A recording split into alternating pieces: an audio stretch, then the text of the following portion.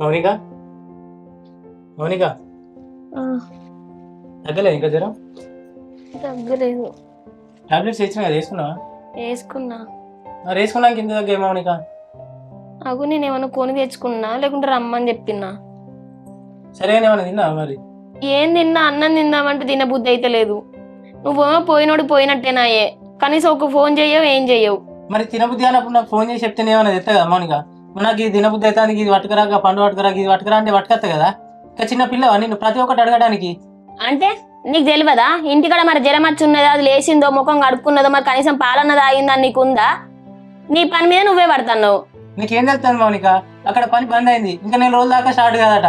పురుగు ఎట్లా గడవాలని నేను ఆలోచిస్తానా. నీకేం తెలుస్తుంది ఇవన్నీ? బయటకు పోతాండు, తిరుగుతాండు, వస్తాడు అనుకుంటాను. ఎన్ని ఆలోచిస్తానో నాకు తెలుసు. కనీసం నీ గురించి నువ్వు ఆలోచించకుండా ఎట్లా మౌనిక? ఇక నీకు ఎన్న టెన్షన్ లేని చేసుకున్న కాడికెళ్ళి ఇప్పటిదాకా టెన్షన్లే. ఏమన్నా అంటే చాలు నన్ను టార్చర్ పెట్టి చంపుతావు.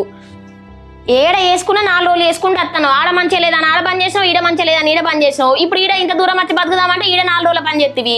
సరేనే, ఈ టెన్షన్లతో నిన్ను చంపడేందుకు? నేను ఏడు వేసిన 4 రోజులే అంటాను కదా.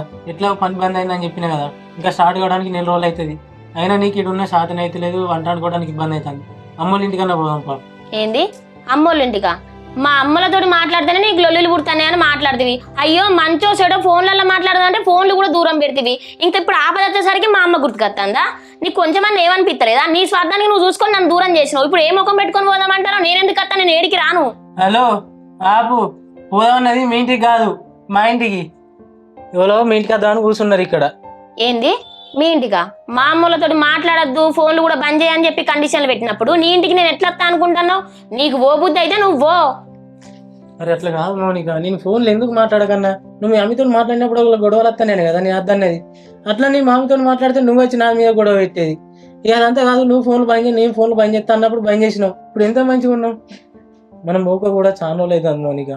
మీ వాళ్ళని చూసినట్టు ఉంటుంది, మా వాళ్ళని చూసినట్టు ఉంటుంది. ఈ ఒక్కసారికి నా మాట విను. మళ్ళీ అప్పటి వరకు పని స్టార్ట్ అయితే అర్థం కదా. మళ్ళీ ఈ ఒక్కసారికి నా మాట విను మౌనిక. ఇంటా అప్పటికెళ్ళి ఇప్పటిదాకా ఇనుకుంటా అత్తలేనా? అప్పుడు నీ ఇష్టమే, ఇప్పుడు నీ ఇష్టమే, ఇంకేం చేస్తా?